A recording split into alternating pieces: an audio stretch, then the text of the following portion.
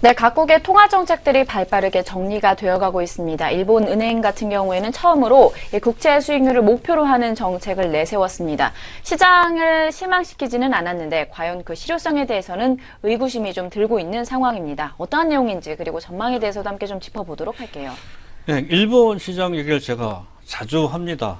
근데 이게 왜 중요한지에 대한 인식을 먼저 강조드리고 싶은데요. 사실 2015년 7월 달까지 중소형주가 아주 화려한 랠리를 펼친 바 있습니다. 그 당시 그 랠리의 가장 큰 중요한 배경 중에 하나가 바로 아베노믹스였었다는 것이죠. 그래서 엔저가 가파르게 진행되면 결국에는 그의 경쟁 상대인 일본의 경쟁 상대죠.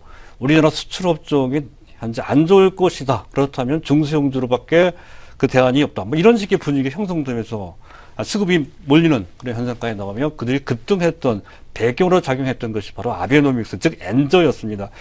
에 따라서 현재 중소형주 장세가 화려한 어떤 현재 재개가 현재 기대된다면 엔저가 오히려 현재 나오는 것이 유리할 수 있다는 측면에서 관심 있게 보실 필요가 있다는 건데, 하지만 결론적으로 말씀드리면 엔저가 나오기가 그렇게 쉽지는 않습니다. 그렇다고 한다면 그와 관련된 우리 판도상에 미치는 영향은 중립적 관점에서 오히려 엔거 쪽으로 본다면 수출 관련 대형주 쪽에 유리할 수 있다는 관점을 보실 필요가 있다는 뜻에서 제가 BOJ 통화정책 내용을 강조드리고 있습니다. 일단 정책 내용은 어제 말씀드렸었죠. 금리 동결이고요. 국채 매입 방식도 그대로 동결입니다. 특징적인 것은 국채 매입 할 때 장기물 위주로 매입을 했던 것인데 장단기 금리 조작을 통해서 유동성을 지원하는 방식을 새롭게 채택을 했다는 건데요.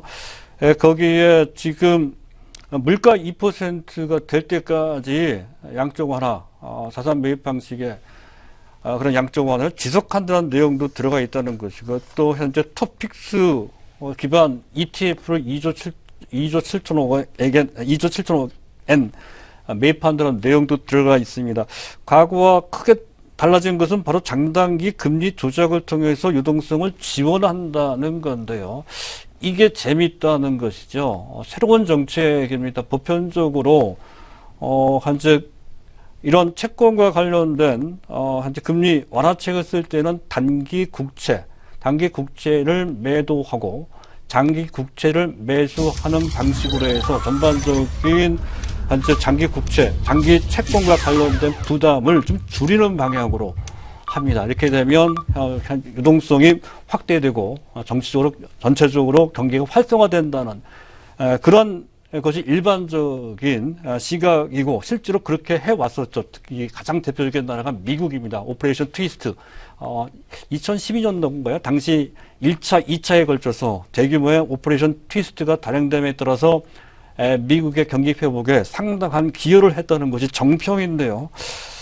이번에 일본의 정책은 그 반대입니다. 단기 국채를 매수하고 장기 국채를 상황에 따라서입니다. 상황에 따라 매도를 할 수도 있다는 것이죠. 계속 국채를 매입만 했던 건데 상황에 따라 장기 국채를, 주로 10년물입니다.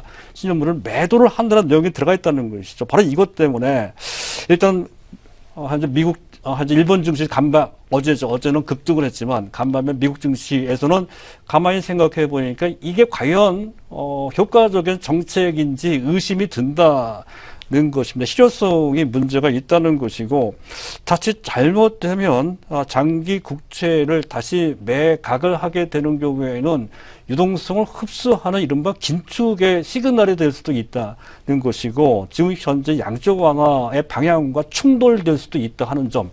또 한 가지는 이렇게 할 수밖에 없는 그들의 입장을 이해할 수 있는 측면도 분명히 있습니다. 현재 마이너스 금리까지 채택을 하다 보니까 각 주요 은행들의 수익 기반이 완전히 무너진 상태랑 마찬가지입니다. 수익 기반이 무너지다 보니까 대출을 못하죠.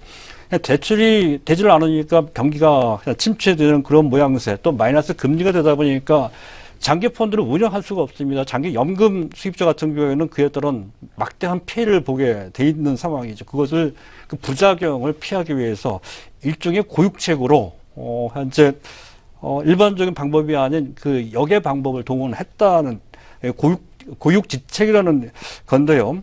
하지만 지금 대출 시장만 하더라도 이게 수요 기반 뒷받침돼요. 대출 수요가 일어난 상태에서 대출이 확대돼야 되는데 수요는 현재 배제되어 있는 상태입니다. 공급만 현재 하는 한 방향의 정책에 불과하다는 것이고 또 그것이 얼마만큼 실효적인지에 대한 충분한 검증도 돼 있지 않은 그런 상태라는 것이죠. 오히려 부작용만 더 노출시키거나 어떤 정책의 혼선이 더 시장을 어지럽힐 수 있는 그런 단점이 부각될 수 있는 상황입니다. 오늘은 일본 증시가 개장되지 않았기 때문에 그것이 어떤 상황에 대한 객관적인 판단하기가 어려운 상태인데요.